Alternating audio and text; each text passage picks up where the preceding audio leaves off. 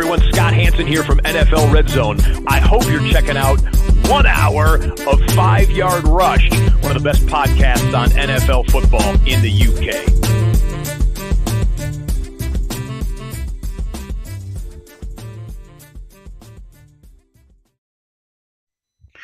Good morning, everyone. It is draft day, one of the best days in the NFL calendar.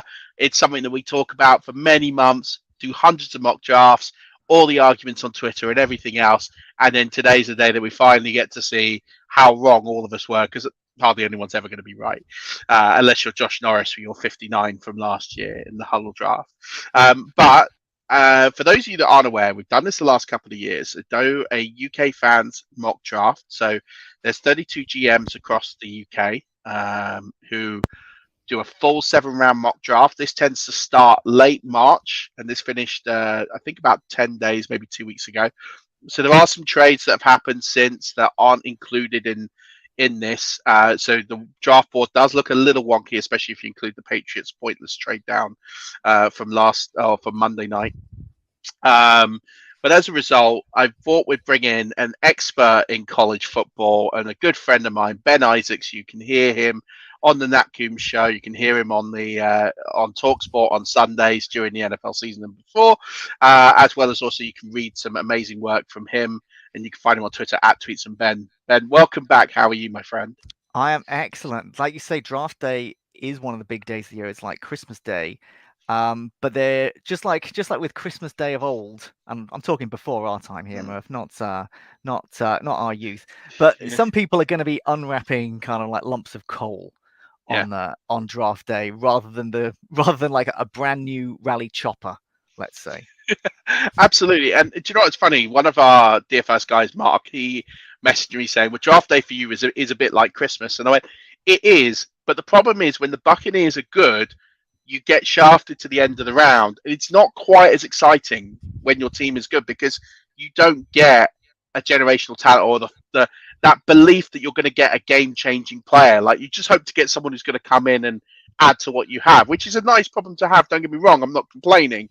But there is something about holding a first overall pick or a top 5 pick or a top 10 pick and drafting your next franchise QB or your next generational edge rusher or, you know, I feel like if you're a good team or a consistently good team like the Steelers haven't had that opportunity for quite some time to draft high up on the board. I don't feel it carries the same magic in some ways. Well, yeah, I think you're absolutely right. When the very first draft that I can remember was when Vinny Testaverde went number 1 overall to the Bucs, and I was a new NFL fan at that point. I'd been kind of like watching casually, and I didn't really kind of get the draft. And that was the first year I realized, okay, if you are the worst team, you get the chance to have the best player. And it meant that I really kind of followed his career closely. And dear God, I did not expect it to last for so long and just have so many kind of acts. I remember him being a bust and a comeback player and a start in absolutely everything. But a moment that I always associate with Vinny Testaverde and one of my favorite number 1 overall picks was actually him on the Dave Letterman show in the late 90s when he was the Jets quarterback, when he really leading the Jets. And they set a challenge for him. They put a sandwich on the top of a Christmas tree and he had to knock the sandwich off by throwing the ball. And at that moment, I realized I hadn't really heard him speak. I don't know how I'd managed to go this far without really hearing much from him. I mean, obviously, in those days, in the 80s and for most of the 90s, you wouldn't have just been kind of going online and watching some long form interview. You were not catching him on a podcast. But he threw the ball, he hit the sandwich went everywhere as it was designed to do. And Letterman said to him, like, "Oh, you did it." And he said, "Oh, the sandwich exploded."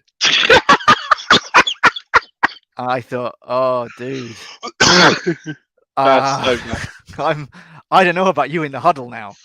But yeah, I mean, that's like, to me, when you think of number 1 overall picks, he is actually the first one that comes to mind. And although he didn't turn the Bucs into winners, the thing is there's always that belief. And maybe in 15 years' time, we're going to see Trevor Lawrence throwing a ball at a sandwich on a Christmas tree. If I have to wait 15 years for that, I'm sure someone's going to recreate that moment. Maybe we Oh, get. I'm going to send that clip to James Corden online. I'm not saying I'm friends with James Corden, not, but I'm just going to say, hey, can you recreate this with like Trevor Lawrence or Malik Willis or someone from this year's class? So it's I mean, the only thing I was a bit young for Vinny Testaverde in the beginning of his career at the Bucks, but he obviously was drafted about 18 months after Steve Young was drafted in the NFL or the USFL expansion draft by the Buccaneers when the USFL folded after Donald Trump sued the NFL for $3. And then all the players from the USFL had to. The original USFL obviously ties in nicely. There's a USFL now, but he obviously then came and signed for the Buccaneers. Was terrible. Traded to the 49ers. Ended up having a great career. Vinny Testaverde drafted, was terrible. Ended up having a pretty good career. Tampa was not the place to be. No, up until about 96. Yeah, a nice place to live, not a nice place to play. No. And the thing is that it's, we talk about the idea of a generational talent going number one overall. It's always got a different kind of flavor when it's a quarterback. And one thing we can be sure of this year is a quarterback is not going to be taken number one overall. And thankfully, the 32 GMs that you worked with had enough sense to not conspire to have one go number one overall. No, absolutely not. So let's. So for those of you who are listening to this, there is a link in the show notes where you'll be able to access the draft and see this. We're not going to read out all the picks because it's 260 picks. That will go it'll go a long way. But it was. I don't think anyone's surprised. Aiden Hutchinson, the edge from Michigan, went number one to Jacksonville. In fact, it's pretty chalky, I would say, the first few picks. Maybe Carolina and the Giants flip-flopping on tackles there might be the first sort of spicy point. Well, I tell you what. Okay, so yeah, I mean, Aiden Hutchinson, I think is the right call at number one. He's not as kind of splashy a pick, obviously, as Lawrence. There isn't a clear, obvious number one player to the point where I think we all expect Aiden Hutchinson. But if Jacksonville turned around and picked Kayvon Thibodeau, it wouldn't blow my mind. And I think those are the 1 and 2, and I think they are both absolutely fantastic. But instantly, my eyes were drawn to the number 3 pick here with Houston taking Kyle Hamilton, the safety from Notre Dame. Now, I like everybody else. I do like Kyle Hamilton. However, I think he is going to be more of a kind of top 15, maybe top 10. I just think you don't get such good value if you're taking a safety at number 3. Only once in history have we ever seen a safety taken in the top 5, and that was Sean Taylor. So it's a risky one, I feel. Like personally, if I had that number 3 pick, I wouldn't be taking Kyle Hamilton. No. I think it's what you said. I think he's a good player. There is a strong position need there, but then I could argue that most of the Houston Texans roster is a position of need. And I think, I look at Sauce Gardner was on the board, Evan Neal. I think they're all the sorts of players you could look at maybe going to even Jermaine Johnson for edge rusher. I think there's several players you could look at there. It's worth mentioning the Jets traded up to get Thibodeau.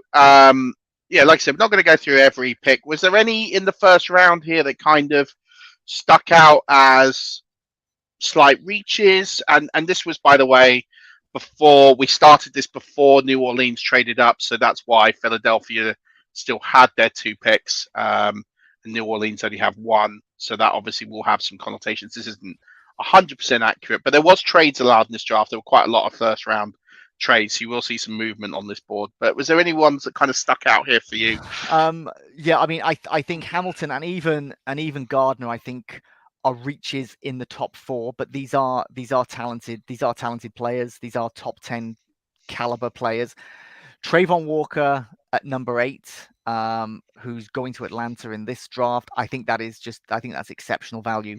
I think he's potentially a top 3 talent there.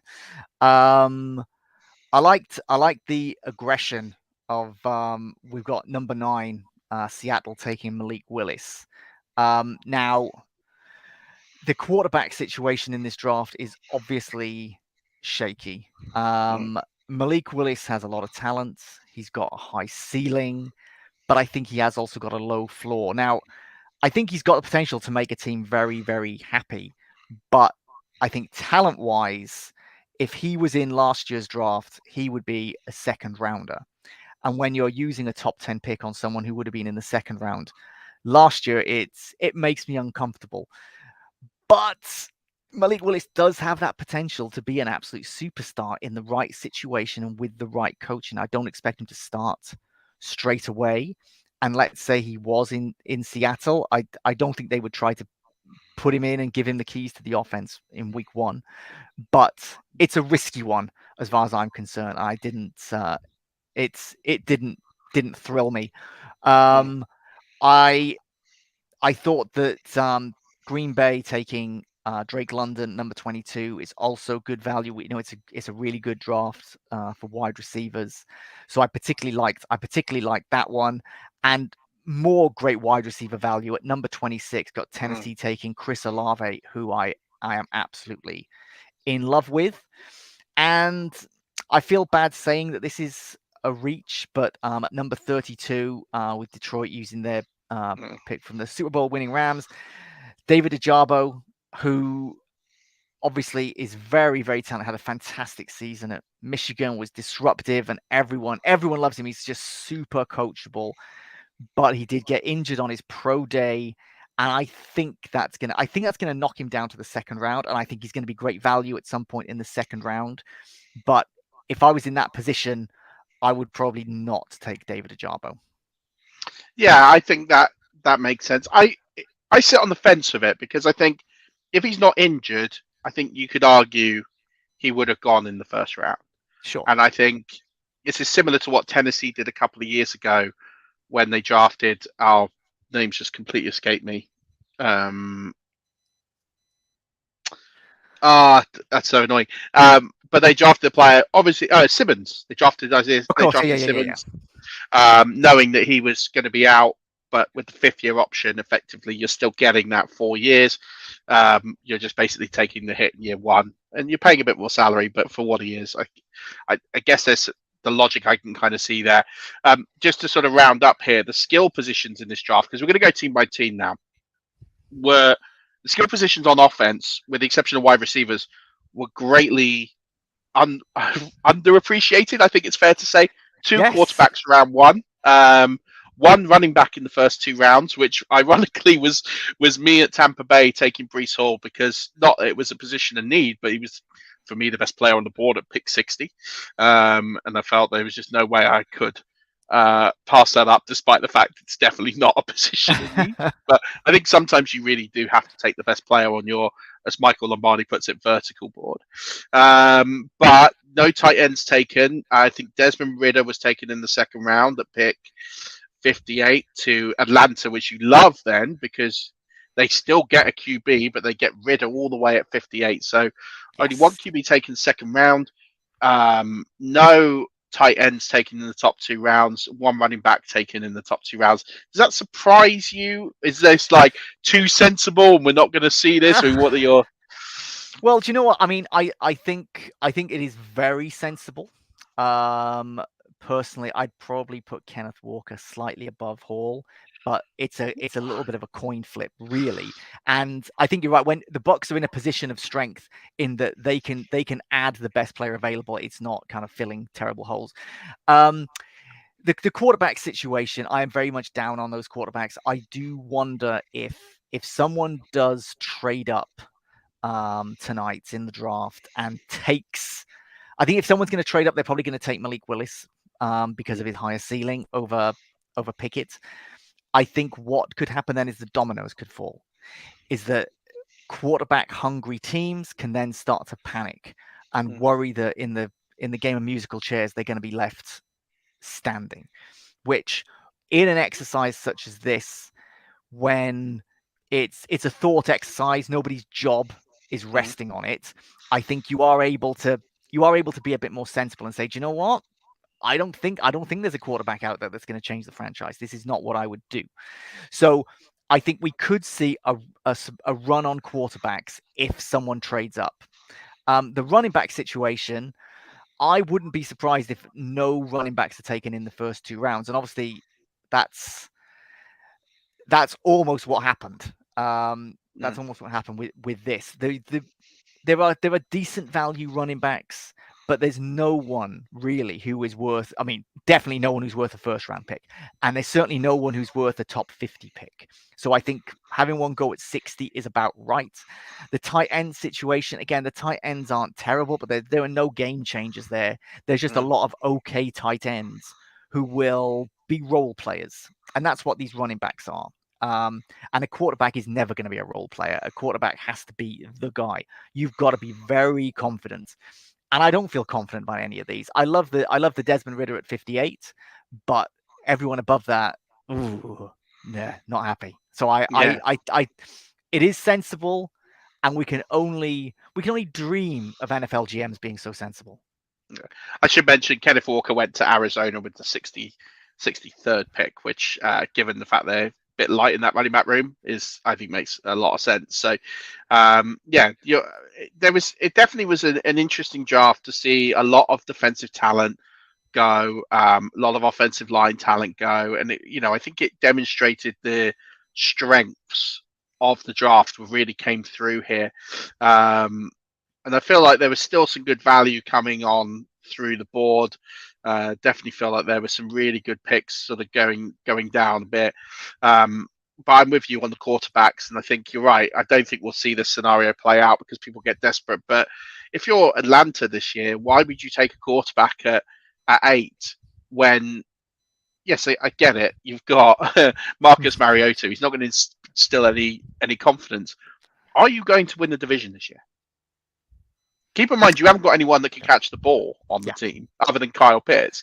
So maybe that's unfair to Auden Tate and Omalani Zaccheaus. But you haven't got a game-changing wide receiver. You haven't got. I always think the quarterback should be one of the last pieces that you add. That you've kind of built the team, and the quarterback is your final piece because you want to make the most of that rookie contract. That's going to allow you to spread the money, get the game winners elsewhere. And I think if you're going out to rebuild your franchise, and we see it so many times, teams rebuild under a franchise QB at 1, and people wonder why it doesn't work because they get the quarterback, but there's no real talent around them. And there's some examples where high-end QB talent just didn't work because they didn't work, like Jameis Winston. You can't argue he didn't have talent to throw to; it just didn't work out. But there's some situations where QBs went into very talentless situations, and like Trevor Lawrence last year. It's not like Trevor Lawrence, like Justin Fields, like Zach Wilson. They were all put in situations where the cupboard was bare. You're right. They're not the final piece. And Atlanta, there's no need for them to kind of panic and be like, right, we need the quarterback now. You can build the team, and I don't want to get ahead of myself, but I really like this Atlanta draft. I think it's really good. I think it is kind of setting them up for the future. And even if they did take, so at 8 we've got them as Trayvon Walker. I love that. At 43, Daxton Hill, the safety out of Michigan, who is flying up people's boards right now. Those are 2 absolutely fantastic picks to start off with. And then Desmond Ridder. Let's say in real life, Atlanta took Walker and Hill, but didn't take a quarterback. They're in the position to take a quarterback next season when the draft class will be a lot stronger in that position. So you're right. Get yourself stocked up, then slot a quarterback in. And especially don't reach for a quarterback now when they are going to be very raw, have quite a low floor, and they don't have weapons around them. Yeah, absolutely. I couldn't agree more. Let's go through some of the teams. I'm going to highlight just a couple of picks from each one as I read them out. We've done Atlanta, but let's go back to the Cardinals. So they took Jordan Lewis, defensive lineman out of Georgia, Kenneth Walker, we mentioned, and Joshua Paschal from Kentucky, the defensive end. What did you think of their draft overall? They don't have tons of picks here, but no, to me, this is I would say this is a B. Because I really like those first 3 picks. The problem is that there is then a hell of a gap between their top three and the rest of them because of the way that their picks arrive. So their next pick after 87 is 208, and in those positions they get. I mean, I do like the cornerback from North Carolina, Kyler McMichael, who's here as pick 210, but there is a drop off after that top three. But I think in terms of defensive talent, this is a really nice draft for Arizona. Yeah, and they traded back a couple of times late to acquire those extra picks because of the fact they didn't have that many. So it was a good move by their GM. We've done Atlanta. What do you have a grade for them? Yeah, I would give Atlanta an A for this. I really like it. I've mentioned the top three, but I also like Jalen Tolbert as their fourth pick, the wide receiver out of Alabama, and I like Brandon Smith, the linebacker from Penn State, picked at 114th. I think there are a lot of starters in this draft. So well done to that GM. That one's an A for me. Wow. High praise there. Baltimore, they traded back in the first round with Buffalo, but still I think did really well with who they got with their first round pick. So they got Tyler Linderbaum, who is easily the best internal offensive lineman in this class. Travis Jones, D lineman out of Connecticut. Darian Beavis, linebacker, and Trey McBride. And Sam Williams, the edge out of Ole Miss. They were their first 5 picks in the top 100. Thoughts? Yeah, I think this is another really good one. I would say this is a B plus. Tyler Linderbaum is just a perfect fit there for the Ravens. He is so good. You're right. He's the best inside guy there. He's absolutely fantastic, and he's someone who they can be like, okay, you're our center now. You'll be here for a decade. Yeah. Darian Beavers, linebacker from Cincinnati, big fan of him, and Sam Williams at 100 is really good value. This feels like a classic Ravens draft. I kind of look at it now and think, yeah, that it does look very much like you can expect this to happen, except for the fact I don't think Linderbaum is going to be there at 25. But no, they'll be lucky. They would be licking their chops to get him at 25. But I can see them taking him at 14. I really can see them plugging the button there at 14. I think this is like the dream scenario to trade down and still get your guy. Oh, yeah. This, I mean, whether they'll take that risk, I don't know, but I think they know he's the guy for them. Yeah, 100%. Buffalo Bills, they traded up. They got Kaya Elam from my Florida Gators. They got Khalil Shakir, wide receiver from Boise State. And then because of that trade up, they obviously sacrificed. So their next pick came at 168, which was Cade Mays, the internal offensive lineman from Tennessee. Feels like a lot to pay for. Admittedly, it's a position of need, but I'm not so sure. I watched a lot of him. I think he's a good player. I'm not sure I have him as a first round player personally. No, I say the same. And this feels like sorry, Bills fans. If this happens in real life, I think this is kind of a C minus. A C minus draft. There's just not enough talent coming in. Too much given up for those players. Khalil Shakir is a good wide receiver, but considering the wide receivers that are available, if you're taking one at 89, then you are not going to get one of the best ones. Obviously, if you're absolutely in love with Elam, then I get it. But there is a price to pay for the rest of that draft class. So C minus, disappointing.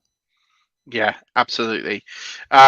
Carolina, interesting draft for them because they don't have that many picks. I actually don't know where all of their picks have gone. I sort of looked at this because there wasn't any trades in there. I just didn't realize they have one. What have they traded for? It's not like they've got a lot of talent on their roster. No, they should have some buyer's remorse because they are not going to be very busy over the next few days in the draft. No, I need to go and dig into why they don't have that many picks. But really the picks are here: Evan Neal, Luke Fortner, the internal offensive lineman from Kentucky at pick 137, and then Charlie Kohler, the tight end out of Iowa State at 144. Hard to grade given the fact that there's such a big gap in their draft. Yeah, Evan Neal's fantastic. Obviously, he is someone who, whoever ends up being kind of the quarterback over the next 10 years or so in Carolina, and we'll just wait to see how it all shakes out there. Who knows? they will love Evan Neal because he's gonna keep someone upright. The rest of the draft is a bit ho hum. There are not many impact players there. I mean, there were no other impact players. Evan Neal's going to make an impact. No one else is. To me, this feels like a C- again. Yeah, But at least without that risk of like trading up to do something crazy, like take Elam. Evan Neal at number 6 is very solid value. Yeah, I feel like that grade is more down to the existing draft capital that the GM had to work with, as opposed to the picks that they've kind of made. They could only do what they could do with the draft capital that they had. And there's a few situations like this, I think, across the board. Moving on to your Chicago Bears, you obviously were very happy last year to get Justin Fields. As a result, there is no first round draft pick, but they've decided to give Justin Fields some weapons. Christian Watson and George Pickens, the first 2 picks here, followed by Ed Ingram to give him some protection. He's a guard out of LSU, and then a quarterback, Tariq Castro Fields, and then a nice, addition of probably one of the best punters that we'll ever see in an NFL draft, with Matt Araiza, who made headlines at the combine for some of his athleticism. Yeah, the punt god. I mean, I think he is absolutely fantastic. But you know what? That's an indulgent pick when you've got a lot of holes on your roster. I mean, no one's looking at the Bears thinking, "Oh, they're a punter away." So much like with the Panthers, where the grade is very much informed by the lack of draft capital. I think the same goes for this. I'd give this one a C. I think Christian Watson is very good value because I think he's a first round talent. I like George Pickens as well, but he could slip into the 50s or 60s, I think.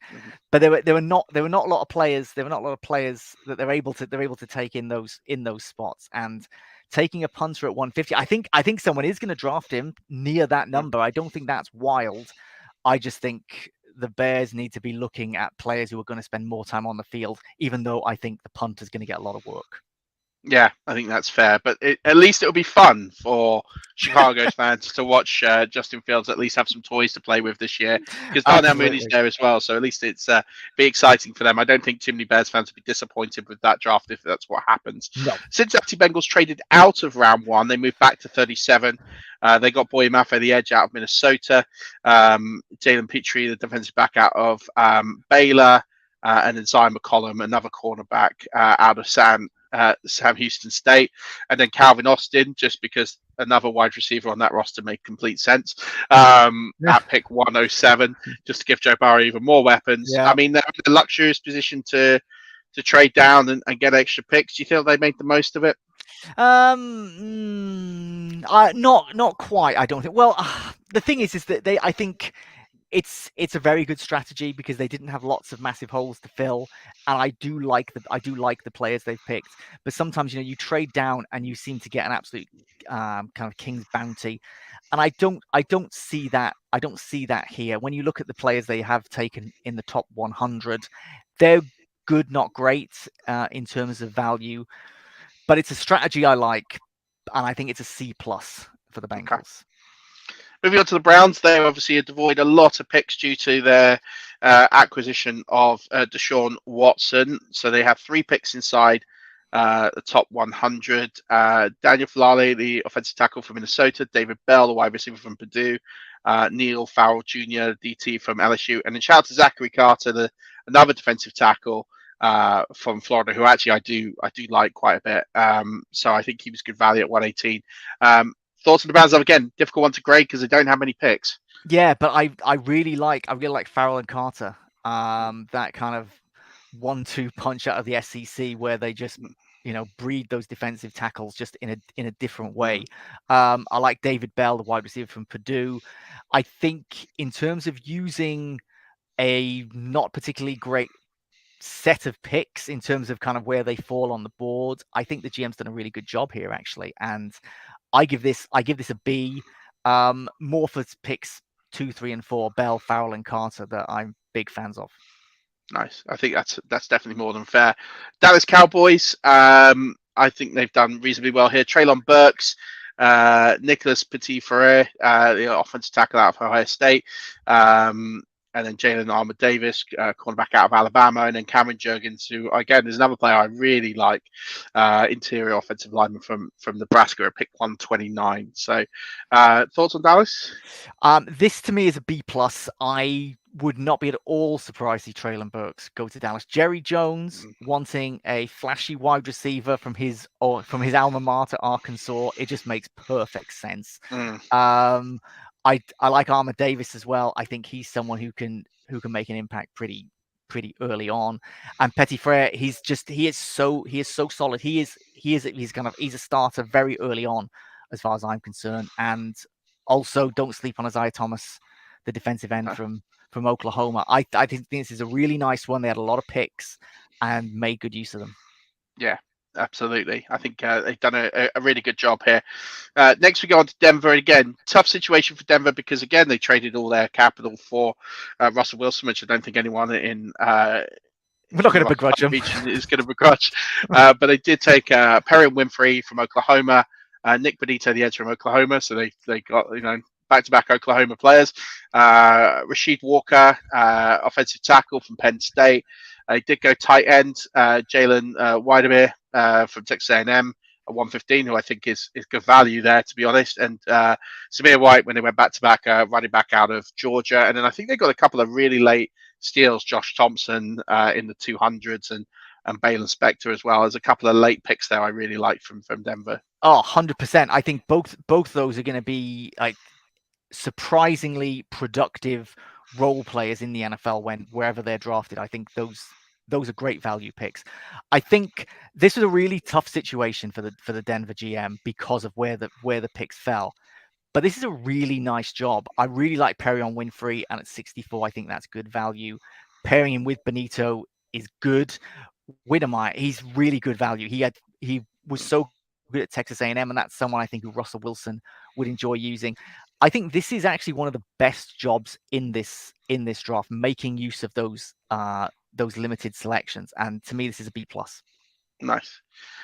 Detroit, they trade down from 2 to 4 to get Ahmad Sauce Gardner.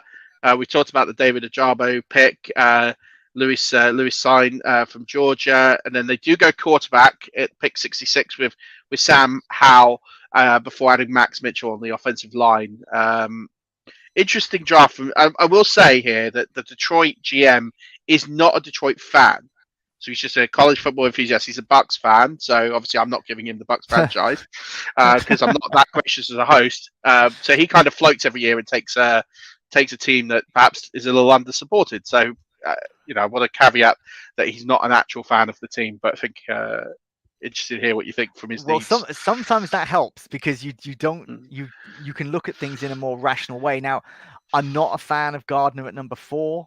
I think he's someone who could be taken lower. I am a fan of trading down. I think the way that this draft class kind of stacks up, I don't think you necessarily need a pick in the top 4 or 5. I think you can come lower. David Ajabo, I've already said I think he could be a second rounder. I do like the pick of Sam Howell at 66. I think he is a bit of a project. Detroit clearly need a quarterback. There is a school of thought that says you should bring in a quarterback every single year, whether it's an undrafted free agent or you get someone in the lower rounds, just to get someone in, see what you can do with them. So I like the Sam Howell pick, but overall, I think this is a D for me, a Detroit D, and that's because of the work in the first round. I've got no problem with everything after that, but I think I'm not a fan of Gardner at 4 and Ajabo at 32 personally. Fair enough. Green Bay Packers, they're going to be very busy on draft night. They've got Drake London, as mentioned, Arnold Bikati from Penn State, John Michie from Alabama. They've gone Darren Kennard, offensive tackle out of Kentucky. So that's their 4 picks in the top 60. Yeah, I really like the wide receivers. Drake London and John Mechie, that's great. If you can get those in the top 53 picks and you're the Green Bay Packers and you really need wide receivers, I think that's fantastic. That bumps up their score in my head because the other picks are just kind of okay. I think there is some talent there. I think Mathis from Alabama obviously is someone who can you're going to get a lot of snaps out of him, and he's good. DeMarco Jackson from App State, I think, is someone who could prove to be very good value. Got him at 171. To me, this is a B. Would have been higher, but there were just too many kind of so-so picks after those fantastic receivers. Yeah, fair enough. Texans talked about Carl Hamilton. I took George Karlatifis from Purdue, Nakobe Dean, linebacker out of Georgia, with their 3 first-round picks they get as a result of trading in this draft. Isaiah Spiller at 68, Kobe Bryant at 80. So definitely adding some pieces in this draft. Yeah, I mean, when I looked at the first round and I saw Carl Hamilton, I was not thrilled for the reasons I explained at the top of the show. But pretty much everything after that, I am a fan of to a certain extent. So I actually think this is a solid B plus because of the defensive players they picked, and also I think Isaiah Spiller has got the chance to get a lot of carries in this league. If it wasn't for Kyle Hamilton, this I think would be one of the best drafts actually. But that Kyle Hamilton pick, I think, is a big reach. Yeah. I'm surprised you went as high as you did after what you said about Hamilton, but that makes sense. I love 13 and 31. I think those are fantastic picks. Yeah. So I think good job by you in there. Indianapolis Colts, obviously tough one. Not many picks, just 2 inside the top 100 here. Tariq Woolen, the quarterback, and Carson Strong at quarterback. Not a lot to talk about here in this draft. They're just very devoid of picks in this draft. Yeah, I mean, to me, this is a C, but it's kind of an incomplete grade. There's not a lot to go on. Tariq Woolen he's a good cornerback, but if he's the star of your draft class, then obviously things are not in a good place for you. Carson Strong is an intriguing quarterback prospect. He's someone who I think can be a starter one day. He is going to need a fair bit of work. He's quite raw, but this is a hard one to grade because of just the lack of picks. Yeah, absolutely. Jaguars, we talked about Hutchinson, Jaheir Dotson at 33, Key Walker, linebacker out of Georgia at 65, Darian Kendrick, another quarterback out of Georgia, and Jerome Ford, running back out of Cincinnati, in the top 106 picks. Yeah, I think this is the right player at number 1, and I think that's good value in the second round. I could see him going like top 25. So if they can get him at 33, they should be very pleased. The rest of the picks are decent, but in terms of value and in terms of impact are obviously not coming near Hutchinson and Dotson. This, though, I think is a B, and I think Jacksonville's draft in real life last season wasn't great. Trevor Lawrence, we knew he was going to be taken number 1, but everything after that, I was not a fan of, and taking a running back so early was a stupid decision. So if they can do this over the next couple of days, then I think Jags fans should be pleased. Yeah, it's kind of it's an unspectacular but necessary draft, I feel. Absolutely. You're not going to walk away with many things to talk about, but I think that's a sign of a good draft. Well done. Kansas City, Jameson Williams, a standout wide receiver from Alabama, Cameron Thomas at edge from San Diego State, Christian Harris, linebacker out of Alabama, and Cam Taylor, another quarterback out of Nebraska, James Cook, running back out of Georgia. Christian Harris stands out here for me. I'm a big fan of his. Another kind of from that sort of that linebacker production line in Alabama. Jameson Williams, the wide receiver, as their first pick, is a great shout. He should fit in very well in Kansas City in this situation. I do like this draft. I like it a lot. I would say this is a B plus, and I think it's bumped up because I think James Cook can also get plenty of carries and be a part of that rotation in Kansas City. It's going to be a bit of a crowded running back room, but definitely feel like there isn't that many great backs that he would have to displace. So definitely see a role for him there, and I think he fits that offense nicely. So I agree.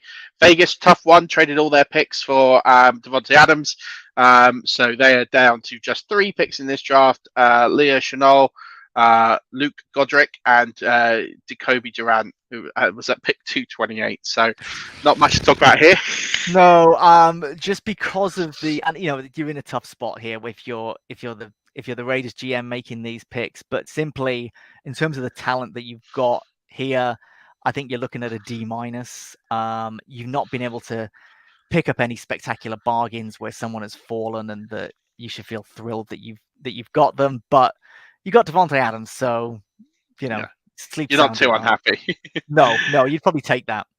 No, absolutely. Another team with not many picks, especially in the top 100, the Chargers. They do go Charles Cross, the tackle out of Mississippi State, Channing Tindall at 76, the linebacker out of Georgia. I did note Brian Robinson here, pick 160, the running back out of Alabama, which I thought was decent value. Yeah. There's this draft to me is Cross and Robinson Jr. Those are the two I'm most interested in. Like there's Tyndall out of Georgia. I mean, Christ, it feels like we've already drafted about 100 players from that Georgia defense. Which, if you watched any Georgia games last year, you'd be like, "Yep, that checks out." But yeah, Charles Cross is someone who should be able to be a tackle there for the Chargers for a long time. But yeah, Brian Robinson, pick 160 has the potential to be very good value. One of those running backs that you get a lot from in their first contract and then move on from. And I don't mean that kind of like to say, No. oh yeah, he's, but like that's a strategy. That's kind of what you need to do. You need to kind of run these running backs into the ground in their first contract and then let them leave. And I think Robinson could be very, very productive. He might get a good second contract somewhere else, but I think it'll be the Chargers who can look back and feel like they got good value from him. And they don't have anyone that could just pound the rock because No. it's not what Austin Eckler does. So I really like that pick at 160. I kind of saw it when it happened and was like, wow, I didn't realize he was still there. That was a great pick. The Rams, no picks in the top 100. Cole Strange was their first at 104. JT Woods out of Baylor, 142. Not much that the GM could do here with this draft. No, and to me, this is a C-, and it could have been lower if it wasn't for the fact that how the draft, how the Rams have treated the draft recently. Yeah. I won't repeat the famous phrase, but the way, the way this draft has been put together, in this mock draft is kind of similar to how I would expect the Rams to do it. They're not bringing in a lot of talent. They know what they've got. They know their strategy, but it's a bit meh. Cole Strange out of Chattanooga is a nice one, and that's about where he should go. But there are not many other players there who you consider to be starters. No, and I think we can say something very similar here for Miami. Troy Anderson, pick 102, linebacker out of Montana State. They've obviously traded all their picks for Tyreek Hill, and then they also traded to move up last year after moving back. Alec Lindstrom, the interior offensive lineman for Boston College at pick 125. And they took Charleston Rambo at pick 158, with who's a wide receiver out of Miami. Yeah, it's not great. This is very much kind of like the cupboard. The cupboard is bare. This is a C- to me. They're in a tough spot. Troy Anderson's a good one. He's gonna have to get used to like the speed of the NFL because Montana State is very far from the NFL. Charleston Rambo is someone who I think is gonna get some looks and will make some nice plays, but he's not gonna be anywhere near as productive as the receivers taken in the top 100, basically. No, absolutely. So tough one all round for them. Minnesota, Derek Stingley Jr., quarterback from LSU. Jaquan Brisker, safety from Penn State. Drake Jackson, the edge from USC. They're 3 picks in the top 77, and they got a huge gap. Although I did note Cole Turner went at 184, which I thought was really late, which I thought was great value. Yeah, Cole Turner is kind of the star turn in this set of picks in terms of kind of the value, because getting him that far back is great. Like Derek Stingley, I think he should have a good career. Drake Jackson, the edge rusher out of USC, is also a pick I like. But it's Cole Turner that when you kind of cast your eyes through it, that's the one you kind of raise your eyebrows and you say, "Oh, well played, GM, for patiently letting him fall in your lap." I think this is a B+ for me. Yeah, he was someone I considered at 147, but I did take a different tight end. But if I realized I could have got Cole Turner at 184, I would have, or 182, I probably would have made a different pick. New England, they traded back, surprise. Roger McCreary, quarterback out of Auburn. Chad Muma, linebacker out of Wyoming. Jarmary Slayer, from Georgia, another Georgia player. Wandale Robinson from Kentucky, Justin Ross from Clemson. So they do get better at wide receiver with some top wide receivers here in the top 85. Yeah, I really like Justin Ross, and I think that'd be a really good landing spot for him. The rest of this is fine. It's nothing kind of that's going to set the world alight, but it does fill some gaps, and it's all kind of solid guys. To me, this is a C plus. It feels like it does feel like a Patriots draft. Very Trade Patriots back, draft. get a lot of players who are good, productive. None of them are going to be showstoppers or that elite caliber talent, but players that will work in that system and do a good job. 100%. New Orleans, this is without the second first round pick they would have had, so just 2 picks in the top 100 here. Trevor Penning from Northern Iowa, the offensive tackle, and Alec Pierce, the wide receiver from Cincinnati. Yeah, do you know what? I'm disappointed to not see a quarterback taken at some point here, and I know there aren't lots of options. But this might have been a good place to pick Desmond Ridder at 49. Trevor Penning, the offensive tackle from Northern Iowa, should be fantastic. That is one of the safe picks in the draft. Alec Pierce, I like, but don't love. As the wide receiver, I'm a little bit underwhelmed by this one, I'll be honest. And to me, Murf is a C minus. Fair enough. I think that's a fair assessment. New York Giants, Akeem Ekwanwu, offensive tackle from North Carolina State, Jermaine Johnson, the edge rusher from FSU, Kenyon Green, interior offensive lineman, who I do not think will be available at 30 on tonight's draft.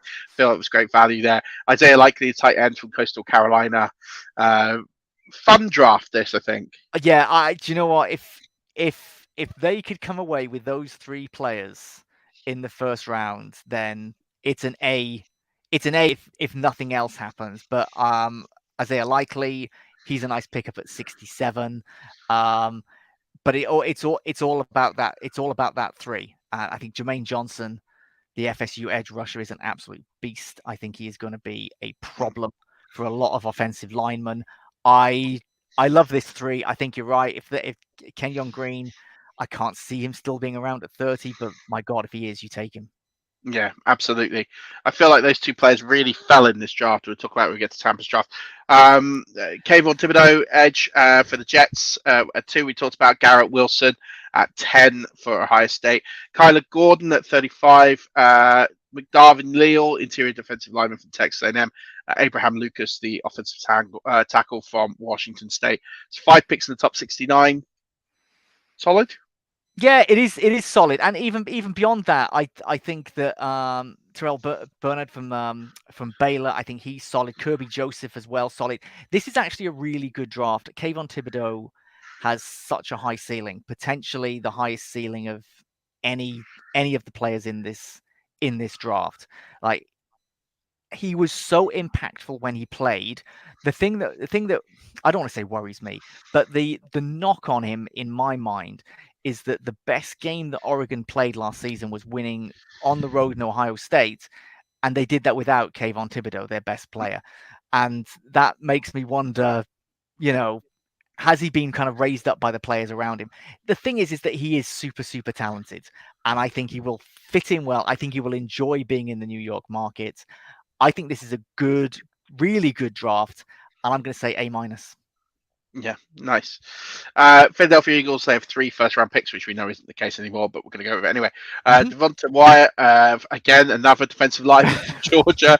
Devin Lloyd, linebacker from Utah. Andrew Booth, the quarterback from Clemson, who they get with their 3 first-round picks. Sky Moore, the wide receiver from Western Michigan, 51. Nick Cross, the safety from Maryland, complete their top 100. Yeah, there's some top end talent at the beginning. It does have a bit of a drop off. I do like Sky Moore as well. So if you kind of look at the picks they've got in the top 51, I think they're really good. I think this is a B plus. Wyatt and Lloyd are just, I think those are going to be super reliable players on Sundays. And if you can get both those in consecutive picks, you would be very pleased. Yeah. Pittsburgh Steelers, they go with Kenny Pickett from Pitt to challenge for the starting job there. Sean Ryan, the offensive tackle from UCLA, and Romeo Dubes, wide receiver from Nevada, complete their top 100 picks. This doesn't excite me, Murph. I'll be honest with you. Kenny Pickett, I think he is a good fit for the Steelers. If you're going to take someone in the first round, I think I take a quarterback in the first round. I think he's a good one. The rest of the draft is a little bit so. They're kind of they're good role players, but that's about it. The jury's still very much out on Kenny Pickett. I know everyone wants to talk about the size of his hands, but he also had a lot of very mediocre seasons and games with Pitt before that last year, and I do worry about that small sample size. This is a C- to me. Yeah, I'm not a Pickett fan. I get it. And there's not tons of holes, so I kind of get it, but I feel like I would have really loved to see them get sort of a bit more of a flashy player for some of the players they could have got after pick 20. I just think either you could have got one of the stud wide receivers. You could have really got yourself like a bit of a playmaker. I'm just looking at sort of the picks after that. Like Chris Olave, just someone like that would just be, like you say. Yeah. Tyler Linderbaum was there. You can't tell me he couldn't find a role on that offensive line. Exactly. He'd have been a perfect fit there for me. Even Jordan Davis, I think could have. These are the sorts of players that might not be the strongest need you have, but I feel like there's a role for them somewhere they're too good to pass up. So I agree with you there. 49ers don't have many picks due to the Trey Lance trade last year. Logan Hall, the edge from Houston. Dylan Parham, interior offensive line from Memphis, and Martin Emerson, the quarterback from Mississippi State. They're only top 100 picks, but nothing in the first round. They're picking late in the second. Yeah, this is a very mild draft. This is not something we talk about kind of spicy. This is very mild. It's I like Martin Emerson, the Mississippi State corner. I think he's someone who's got a bright future, but overall, this feels like a C-. But this is because of what they did last year, and they had a guy they wanted in Trey Lance, and they knew this would be the cost, and I think they'll be prepared to pay that cost, even though we don't know what we've got in Trey Lance yet. I think it's a fair trade-off for the 49ers. Yeah. Seahawks on a mass rebuild after what they've given away. And wouldn't be surprised if they see more trades on draft night to see them get even more picks, but they go Malik Willis, we talked about, Bernard Raymond, offensive tackle for Central Michigan, Kingsley Enagbare, the edge from South Carolina, Damon Clark, the linebacker from LSU, and Mikael Wright, the quarterback from Oregon, in the top 109 picks here. Solid rebuild. I feel it's a baby steps. Malik Willis, I would totally get it. If they took him at 9, it would make some sort of sense. But there are far more talented players around. You've got to be absolutely sold on a guy if you are going to take that quarterback in the top 10. And I'm not 100% sure on it. And then the players afterwards, I think they're building blocks, but they're not game changers. To me, it's a C+. Fair. Tampa Bay, Zion Johnson, interior offensive lineman from Boston College. Breece Hall, we've talked about, pick 60, running back from Iowa State. Marcus Jones, cornerback from Houston at 91. Jake Ferguson, pick 147 from Wisconsin. And then shout out to Michael Woods II, just because he's one of my favorite players in this draft, at pick 249. This is one of the worst of the lot. This is someone who clearly does not pay any attention to college football or the NFL. And I think was probably under the influence of alcohol during. No, actually, this is actually a really good draft. And it would have been funny if you had totally ballsed it up, but you haven't. I think Breece Hall at 60 is fantastic. I think he can do a lot. Zion Johnson, it's the boring, obvious one. I think he will do a very good job there. And I was wondering if you were going to actually mention Michael Woods or just kind of like pass him by, because I think he is an absolute baller, Same. and he is going to be a later round pick, and someone's going to get it. So there's going to be a handful of GMs who are waiting in a particular round to be like, if Woods is falling, I am taking him, and the Bucks would absolutely love him. Like, how much will Tom Brady love that kid straight out Oh, the gate? it's So just what he did at the combine, and I just cannot believe there's no buzz on Michael Woods. I've been trying to bang the drum for him on everything I talk about, and just see him as someone with such a high ceiling, but just a great kid, great yeah, personality. With shots in clearing up after the combine, clearing up the medical tape and things like that. Just think he's a super kid who's gonna. He's if in the right situation, he's gonna have a great career. It's a tough that's room it. to break into, but Yeah. And you're right about the right situation. If he can get in somewhere where I actually think he's gonna benefit from a crowded room like he would get in Tampa Bay. I think he can benefit from that without having to be kind of like one of the guys, to learn and be around a quarterback who, when I say, I'm obviously not thinking like, oh, a quarterback like Tom Brady. There are no other quarterbacks like Tom Brady. There's just Tom Brady.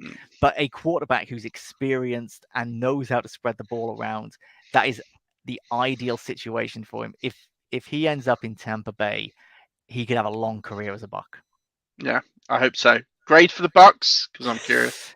Oh yeah, I'd forgotten that. No, this is an A minus. This is an A minus. I love it. I'll take that to the bank. Checks in the post. Tennessee, there are two more. Tennessee Titans, Chris Olave, the standout here. They do go Matt Corral at pick 90, Jeremy Ruckert, the tight end out of Ohio State, at pick 98. This is another one that I like a lot. I mean, I'm a huge fan of Chris Olave. Matt Corral, I think, is perhaps the most intriguing of the quarterbacks. He needs some work. Well, I mean, don't they all? He might need a bit more work. He might be kind of the roughest around the edges, and it might be that he's got some personality issues. We shall see once he's in the NFL. But I think at pick number 90, that's a pick you have to make if you are thinking about the future, which the Tennessee Titans should be thinking about the future at quarterback. I like Ruckert from Ohio State, and I think Reggie Robertson from SMU is someone who again will make an impact. I don't expect him to get like 100 catches anytime soon, but someone who can just get those third down conversions and get those red zone touchdowns. I think this is a really nice one again, and I'm going to go with another A minus. Nice. And we finish with the Washington Commanders. They go Trent McDuffie at cornerback, Tyler Smith, offensive tackle from Tulsa, and Brian Asamoah, the linebacker from Oklahoma. But they do go QB, Bailey Zapp, the QB from Western Kentucky, at pick 189. Yeah, I think he is an intriguing quarterback, a project, and I think when I say about like you should take a quarterback every year, that's the sort of guy. Take a guy like that and see what you can do. This one is a little bit top heavy because I do like Trent McDuffie, and the other people kind of less so. It's a solid one, and I'm going to give it a C, which by Washington standards is actually very high. Yeah, I think they've got bigger problems right now than that. Should also point out it wasn't put on the sheet for whatever reason, but Cleveland, because I was wondering why he hadn't gone, but he did go. Skylar Thompson. Cleveland went another QB and took Skylar Thompson at pick 247, which I feel like he might never play for Cleveland, but I'm sure someone should have taken him before then. Yeah, I agree. And this is it. Take someone because you just don't know. There's this idea that if you've already got your quarterback, and the Browns will feel that, okay, we've got our quarterback now, that guy who can come in and learn, if they turn out to be good, then you can trade them and get a draft pick that was considerably higher than the one that you picked them with. It is still a potential investment, and he is someone who could develop into a starter somewhere in this league. But you're right, probably not Cleveland in the long term. No, absolutely. Well, I appreciate you going through all of this. I think it's been hugely beneficial, not just for all of us listening, but for the GMs who took part, and thank all of those GMs who took part did a phenomenal job yet again. But Ben, this has been brilliant to catch up and pick your thoughts. Tell everyone where they can find you. If you've got anything on the pipeline that people can read and enjoy that's coming out. First, I also want to congratulate the GMs because it is a logistical nightmare doing these drafts. So all of you involved in it, just keeping it all together, is fantastic, and it's so entertaining for someone like me to kind of to go through it. Find me at Tweets from Ben, talking sometimes nonsense, sometimes good stuff on Twitter. I'll be tweeting all the way through the draft because I will be staying sober, obviously, because there's no Bears pick in the first round, so I won't be celebrating like I was about Justin Fields. The big thing I'm doing right now is my new book, which is called The American Football Revolution, and it's all about NFL fandom in the UK, and it's interviewing a lot of people who make up the incredible fan scene in the UK. I don't think enough has been written about, not enough credit has been given to the UK fans. Like, we talk about the way the game has grown over here and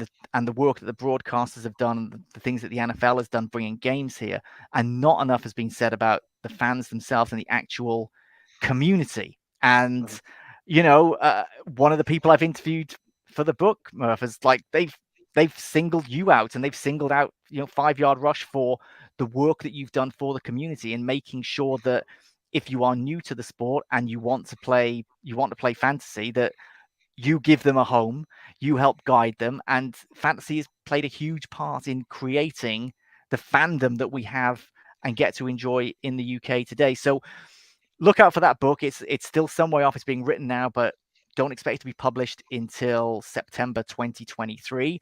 But I'm going to put a request out there because I really want to speak to a Scottish Claymores fan from the NFL Europe days. If that is you or someone someone who went to a lot of Claymores games and really, really loved everything about that team in NFL Europe, please hit me up on Twitter, because there is a place in the book with your name on it. It's an important part of the UK's NFL history.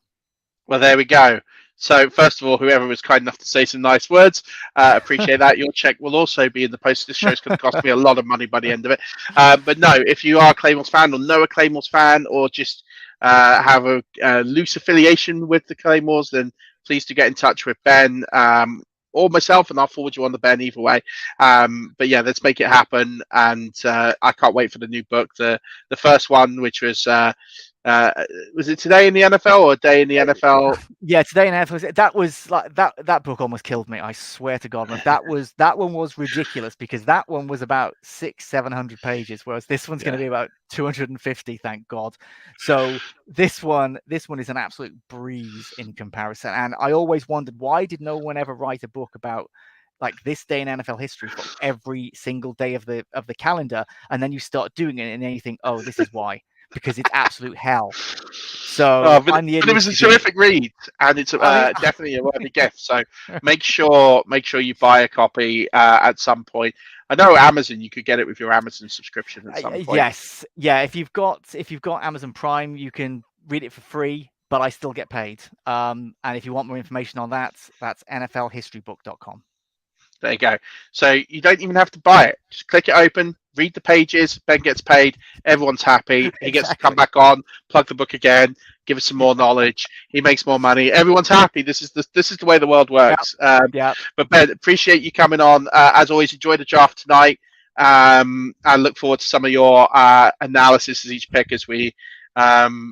Hopefully, a lot of people are apparently going to be predicting trade backs, but I can't imagine that many people want to move up. So no, that's the thing. People want to trade back, but you need people to trade up to do it. So yeah, I will say this: I wouldn't be surprised if the Bucks do move up if Zion Johnson is on the board at say 20-ish, and they're getting a bit twitchy. We've seen the Bucks. They're not. That's the biggest area in to fill, is if they can get Zion Johnson there.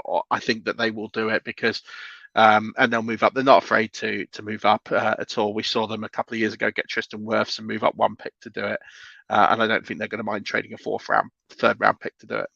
No, if they can, if it works out as well as Tristan Wirfs, then they should be very pleased. Yeah, I mean, to move up one pick, I think it cost a 4th round pick, which I think they did all right with. So, Yeah, but appreciate it as always, and everyone at home. Please hope you like, subscribe, tell your friends, write a review, and yeah, if you want to be part of the NFL UK fans NFL draft next year, you can follow the account. It's in the details, and if there's any spots that come up, I will let you know. But until then, Rush Nation, enjoy draft night, and as always, don't forget, keep rushing.